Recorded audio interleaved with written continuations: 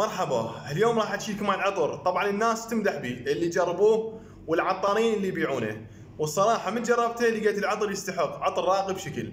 ولكن بعض العطارين يقول لك خلطه ويا كذا عطر ينطيك نكهه اطيب، وكذلك خلطه ويا عطر هيك ينطيك نكهه اطيب. فحبيت اجرب خلطات وانطيكم رايي بهن. تعالوا خلينا نشوف.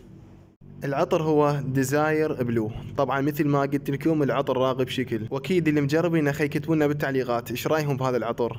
بعض العطارين يقول لك خلطه ويا ارماني برايف الاخضر، يقول لك يعطيك نكهه اطيب، والبعض يقول لك خلطه ويا بلو شانيل.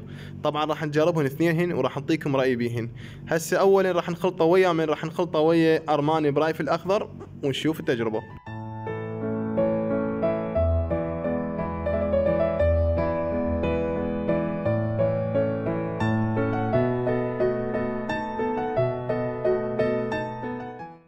وبعد ما كملت الخلطة خلونا نجربها ونشوف.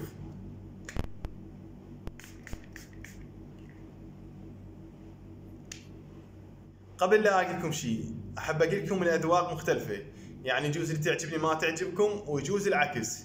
بالنسبة لي هاي الخلطة يعني ما عجبتني كلش، اشوفها لا تستخدمونها لوحده افضل بهواي.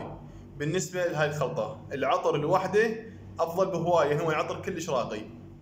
طبعا هذا بالنسبة للرأي، اما اللي يحب يجرب هاي الخلطة او اللي يحب يجرب العطر تعالوا خليني اقول لكم.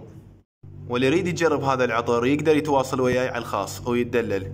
سعر الشيشة 30 ملي 7000 دينار. طبعا اللي هنا عطر وشوية كحول. شيشتين ب 13000، وتوصيل موجود لجميع محافظات العراق.